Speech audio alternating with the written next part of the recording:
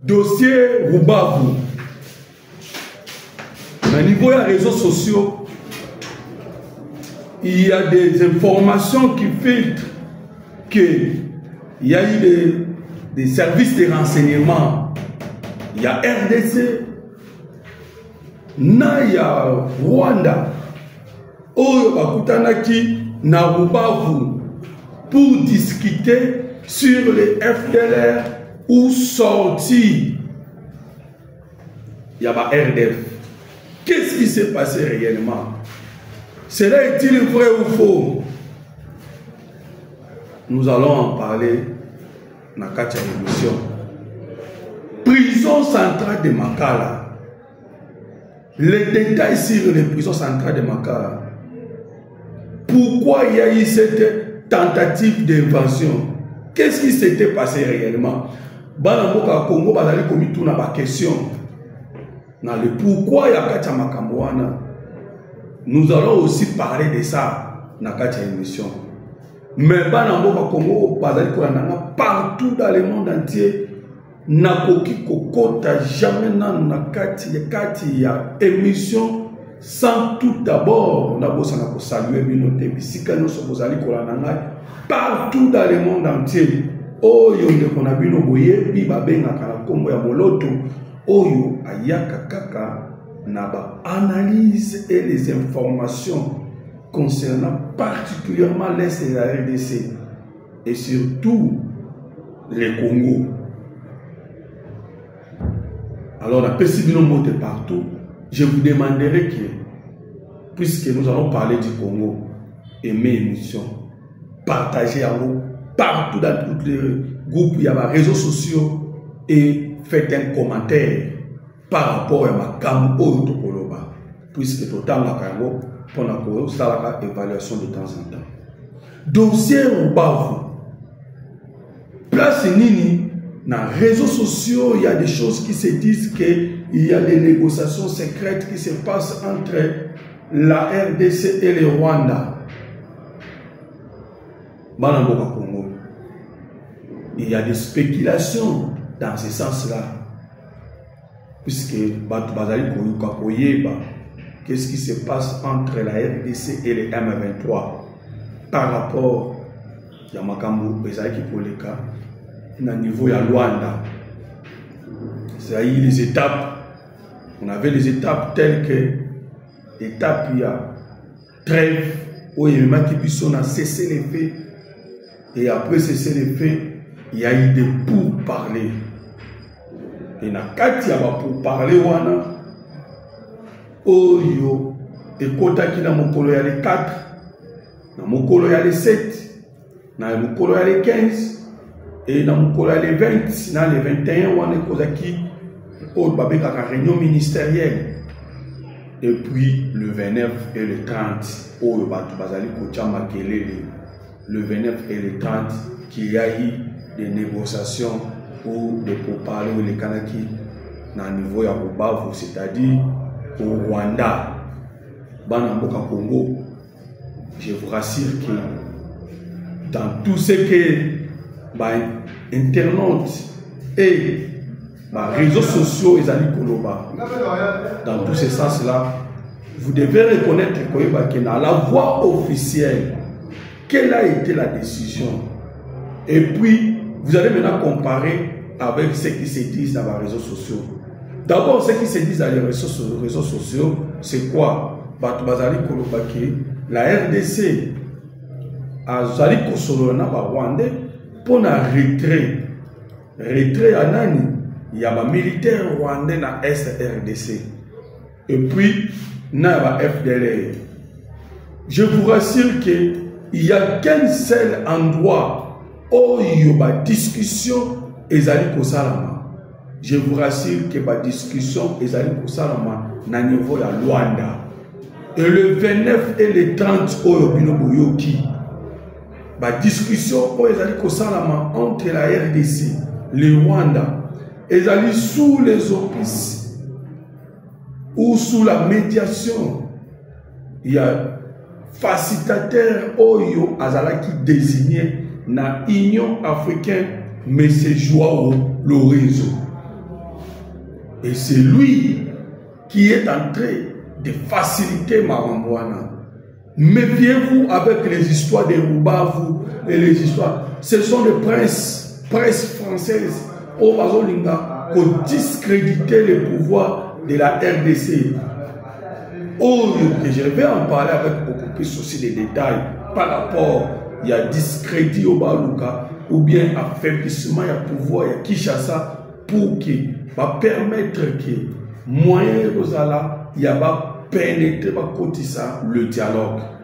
Mais en ce qui concerne les pourparlers au tozali koloba au yezali kosala mandenge na uti koloba na niveau ya Luanda, ce sont des experts. Il y a renseignement, il y a RDC, il y a Rwanda, il y a Luanda, c'est-à-dire Angola. Oh, il y a la commission ad hoc. Et c'est cette commission, oh, vous allez chapeauter par Banani, par Otobengi, par Monisco, pour que Bassala observation y a cessé les faits. Où est-ce que Bassala observation cessé les faits? Mais comme nous le disons souvent, il y a cessé les faits. Et nous savons qu'il y a une date, c'est la date du 9 et du 10 septembre, où il y a place une réunion, quatrième réunion ministérielle, où il y a entre les ministres, comme toujours nous le citons, il y a Rwanda, il y a RDC, il y a Angola. Pour maintenant, statuer, Kagame ou bien le Rwanda va aussi présenter leur calendrier Oyo pour nous permettre un calendrier Rwanda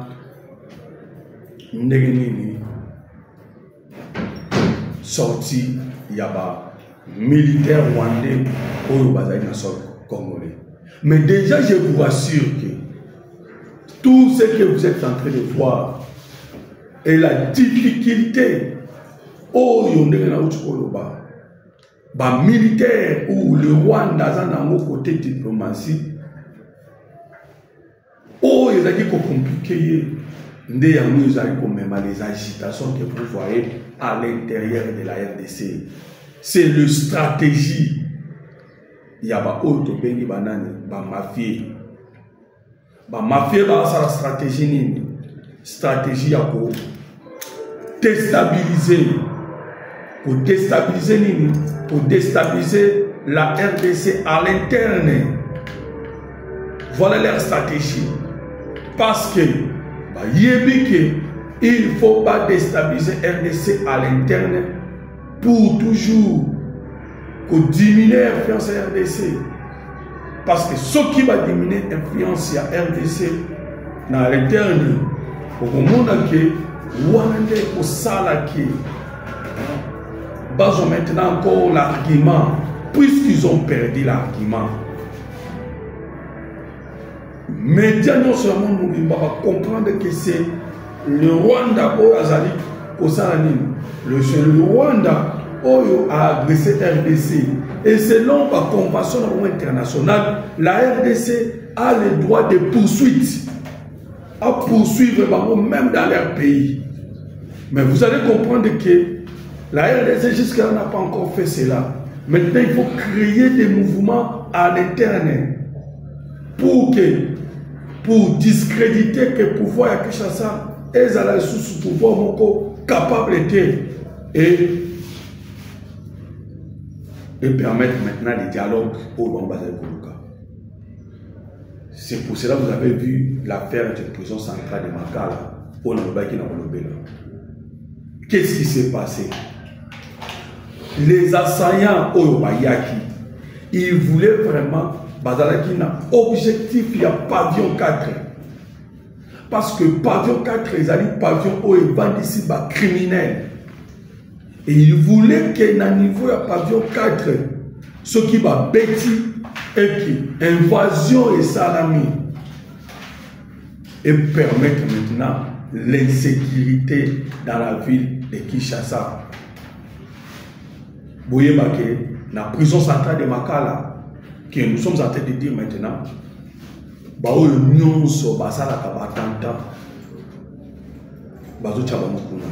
je vais d'abord vous rappeler une chose qui est très importante. Les alliés qui prison il y a Boutembo, Babouka Kiam, et les autres pour rassurer. Plusieurs prisons à l'intérieur de l'RDC et connaîtra qui va évasion. Et maintenant vous allez constater que le gouvernement congolais a fait changer le système. On m'a dit que maintenant que les prisonniers sont là où on arrête les infiltrés, on rapatrie directement à Kinshasa pour les incarcérer avec toute sécurité dans la prison centrale de Makala. Parce que dans la prison, nous sommes allés dans le Congo, où ils allaient les plus sécurisés, ils allaient à Makala. Et puis dans Oyantolo. Ce n'est pas pour rien que vous avez constaté que le prison central, le prison militaire Yandolo, ils allaient encercler dans le moment où Tokoloba. Même l'aéroport, il y a renforcement dans l'aéroport. Renforcement sécuritaire tout autour de la prison à Makala. Voire même des communes tout autour, ils allaient boucler. Et la journée de hier, Massa, c'est là qu'il faut continuer pour Beïta. Pourquoi? Parce que il y a des criminels, il y a des agents, des infiltrés et des traîtres. Oh, vous allez contenter dans le pouvoir de Tshisekedi. Ça, vous savez que Tshisekedi posture au Yazui. N'a pas de décision, ils allaient commettre en mal le mafieux. Et il a menacé intérêt à la mafia internationale.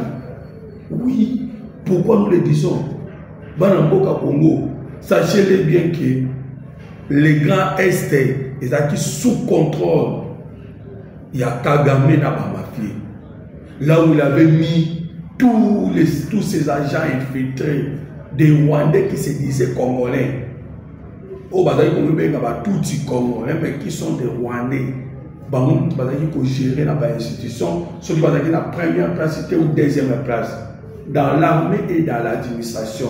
Dans le Grand Est, là où il y a plus les intérêts, là où il y a des minéraux stratégiques, on ne pouvait pas laisser à la RDC. C'est pour ça que vous allez constater que la RDC, c'est un grand pays très riche mais pauvre. Et la pauvreté, parce qu'ils avaient infiltré l'institution, et voir même les grands Katanga étaient aussi infiltrés. Maintenant, venir à Tshisekedi, Ndena Bandi Kolongo, l'infiltration, malembe, Yango est satisfaire par ma mafiété. Maintenant, les mafieux, Bazali Kouloukaye, Nandenge Nyonso. Et maintenant, tous les prisonniers, Bazali Kozwabango Kuna, Banamboka, et Belba et Pissinga Mende Kumuloto, pourquoi infiltrer, n'a pas traître, Nyonso Bazali Kozwa. Pourquoi pas Boma Bango? J'ai ici de telles questions et pas Banamboka. Mais je voudrais vous dire que c'est la loi. Loi, tant que ça bien, ça y appelle. Il faut qu'il va suivre la procédure. On ne peut pas commencer à tuer les gens comme ça. Et il faut aussi savoir que les infiltrés n'ont pas traître. Pour puiser des informations dans eux. Parce que tant qu'on va travailler à cap, il ne faut pas expliquer mode d'emploi dans Bango. Dans les besoins de services de renseignement pour que les services de renseignement va comprendre pour que genre makambo ne salamate. Et à un moment aussi, on utilise des infiltrés et des traîtres. Vous comprendrez qu'ils sont venus maintenant pour libérer tous ces bandits, tous ces assassins, tous ces traîtres. N'a pas pavillon 4, oh, il y a prison centrale de Makala. Et pour un moment où, et c'est pourquoi nous disons qu'il y a la complicité. Comment est-ce que pourrait Katana à ce temps-là et à ce moment-là? Et Banani Bakata qui courant. Là maintenant, il faut aller jusqu'à Nasnel, qu'il y ait des enquêtes pour aller vérifier. Et vous allez comprendre que même dans les institutions, il y a PUSO, il y a RDC, vraiment, il y a encore des traîtres et des infiltrés. Pourquoi maison Oyo n'a qu'à la prison centrale de Makala, place par greffier Bazalaka? Et Zikaki, puisqu'on nous parle qu'il y a lui-même, Ndak Oyo, il y a un greffier et Zikaki. Qu'est-ce qui a fait que Ezika? Vous allez constater que le même jour où Action et Salamekuna dans la prison, il y a Makala. Et sur le même jour, Oyo, Biro ya M. Constant Moutamba, ils allaient aussi menacés. Pourquoi tout cela? Il y a le système, il y a chaos. Oyo, programmé par l'Occident, parce qu'il ne faut pas laisser la RDC et la calme, parce que la RDC soit calme, ça fera quoi? Ils vont se développer. Il faut maintenant mettre du chaos. Et celui-là, on va servir pour mettre le chaos, c'est M. Kagame.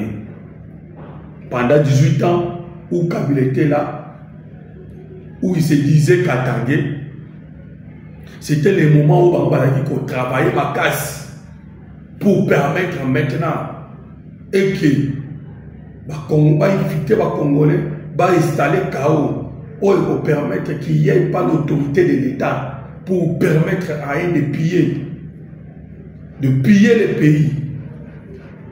Là maintenant il fallait mettre des irresponsables par-ci par-là, commettre un traître et des infiltrés. Et l'objectif, oh, va qu'il y ait la prison centrale de Makala, et ça qui simplement pour déstabiliser la ville de Kinshasa. Parce que nous avons des kidnappeurs et toutes sortes de personnes.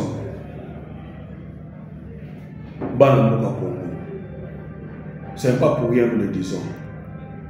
Tous allez Kouloubayango, puisque nous avons des informations. C'est ça le programme, oh, monsieur Kagame Namitoba Salaka. Vous avez vu à Goma comment il y a eu des tueries.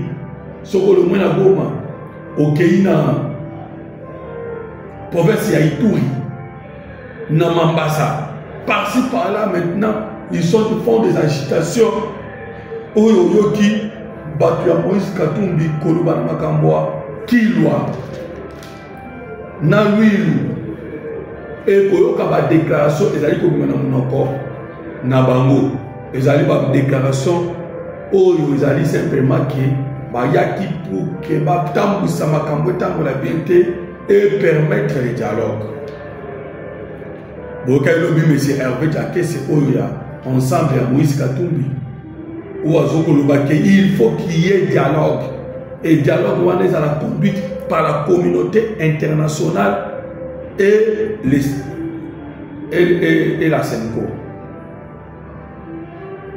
Et vous allez comprendre que pourquoi elle demande le dialogue conduit par la Senko et la communauté internationale au moment où il y a les pourparlers dans Luanda. Et vous comprendre que nous sommes dans un cercle. Cercle où les alignés. Ce qu'on a avec la Senko. Vous avez beaucoup d'opposition Katumbi, tout ça.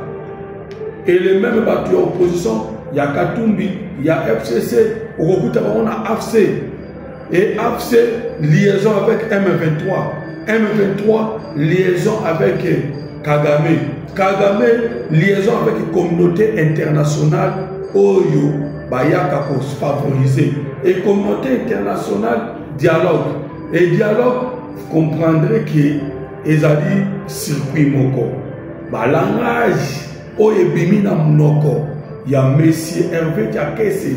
Cela montre clairement que c'est la communauté toujours internationale wana o azali ko jouer jeu wana parce que à tous les moyens ko joua ba politiciens o bazali na obédience na bango, des politiciens marionnettes de l'Occident pour bazoa bango ba installer bango dans les institutions.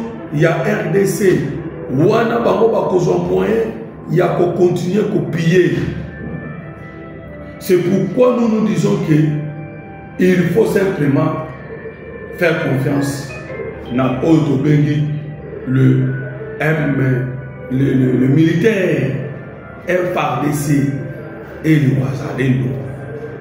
Parce que si vous suivez contour Soya Makambo, beaucoup de monde vous allez tourner tout autour.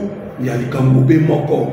C'est le dialogue pour obliger la RDC ou Tshisekedi à diriger avec Batouana ou soit s'il accepte avec le M23 ou bien il accepte avec l'AFC. S'il refuse l'AFC, Andima FCC.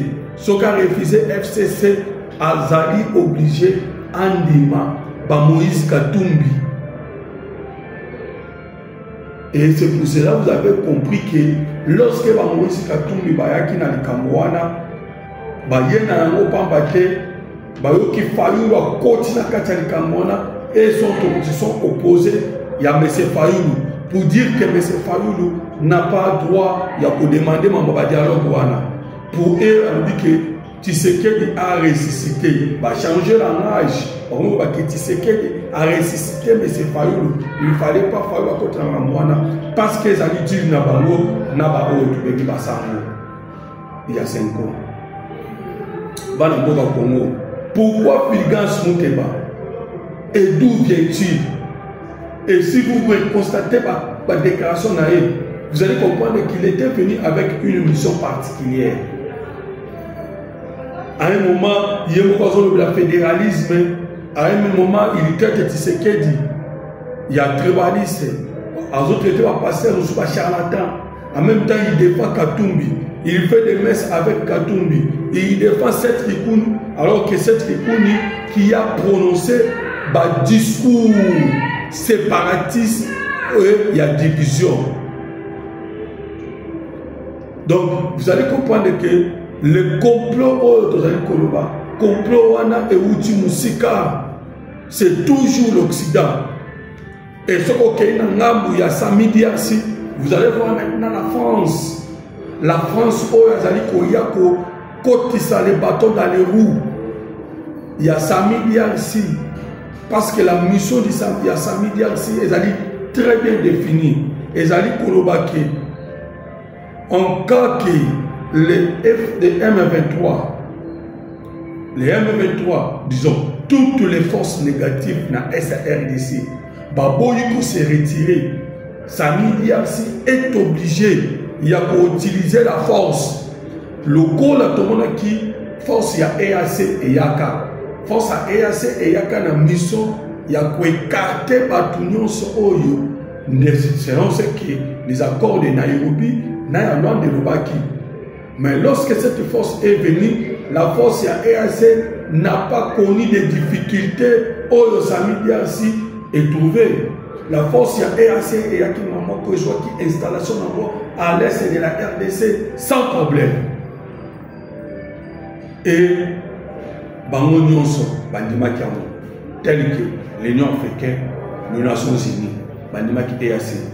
Or, EAC, selon la communauté internationale, Ayaki pour à la zone tampon pour permettre maintenant pour couper partie, il y a Kivu.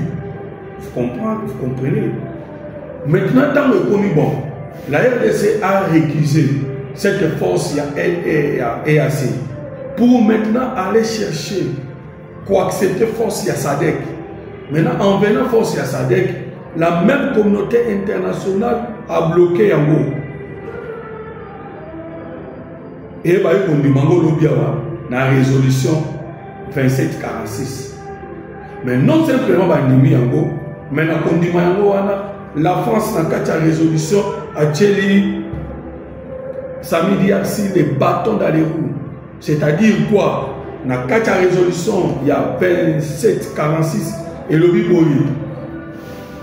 Le commandant à Samidi Aksi n'a pas le droit d'aller.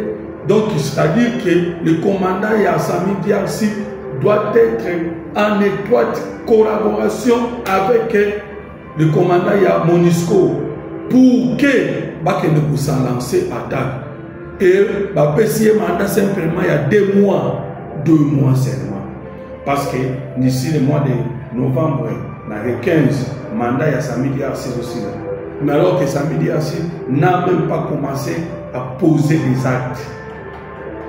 Vous voyez que cette même communauté internationale a faire tourner Bissot tout autour. C'est pourquoi Félix Antoine Tshisekedi Tshilombo, en voyant tout cela, il s'est dit à lui-même qu'il n'y a pas moyen de faire confiance dans les Occidentaux parce que Bazali peut faire tourner Bissot dans Kizunzungu et Bazali peut déstabiliser l'intérieur. Il y a RDC. Ils ont des objectifs clairs, c'est déstabiliser l'institution RDC et pour permettre leur pillage. Alors qu'est-ce que nous devons faire? C'est pour cela qu'il est allé négocier ou pour signer des accords avec les Chinois. Congo, vous allez voir maintenant que les Chinois ont vraiment avec Mobimba. Vous avez suivi que Bakoya disposer de la banque, Bakoya pour financer, Bakoya pour soutenir par les infrastructures, agriculture, éducation, numérique et tout. Sans compter, parce que là ce sont des secrets, oh, les sécurités à révéler, côté armement. Et c'est pour cela, c'est qu'il y avait de la joie par rapport à la négociation lui, avec Xi Jinping. Il a fait des déclarations disant que Taïwan est allé il y a des Chinois.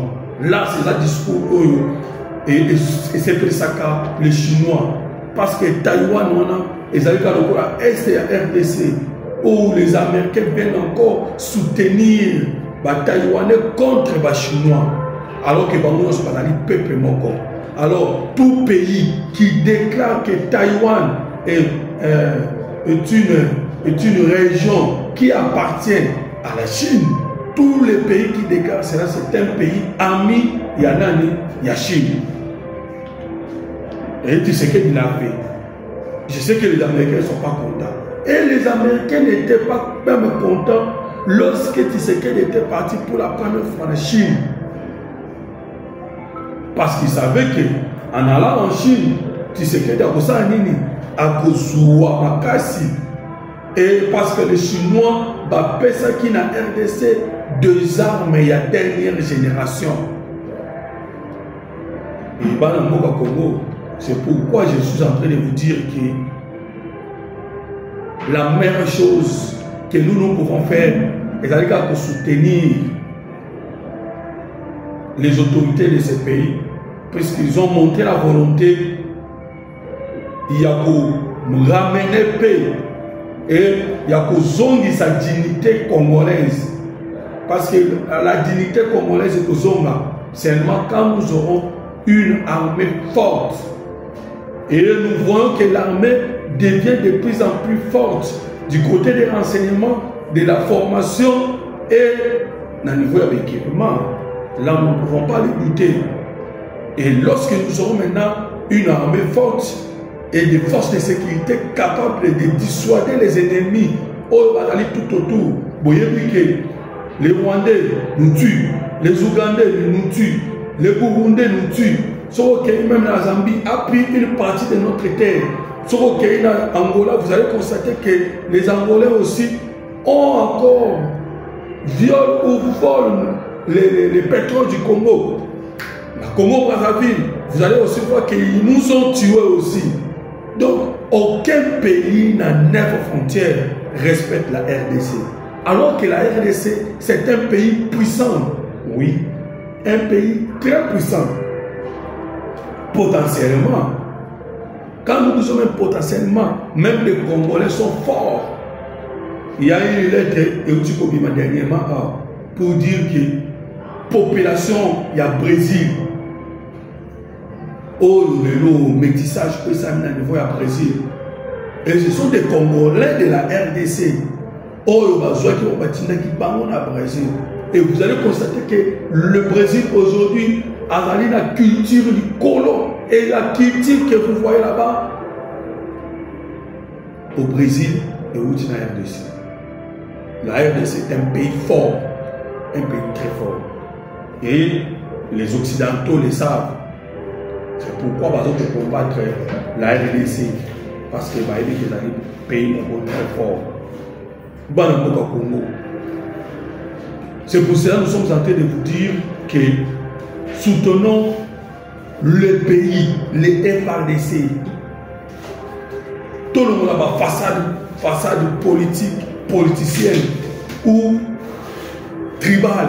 Soutenons le pays et les FARDC pour que la guerre de l'Est de la RDC et si là, parce que c'est ce que nous voulons. Ou à des arachines de Konabino, ou Bengana comme Moloto. Mais si nous avons un pour le Congo, et particulièrement SRDC. Alors, ce que c'est une mission, s'abonner massivement et liker, commenter. Maintenant, partager l'émission partout pour que Banamboka ne surtout pas yoka makambo talimboka na bango Congo et puis ba sepela ba soutenir na ngo wana ndeto kolonga pe to kotikela bana na biso mboka moko ya sur oyo no salingalo abenga ngana numéro 089 40 330 80 089 40 330 80. Merci beaucoup.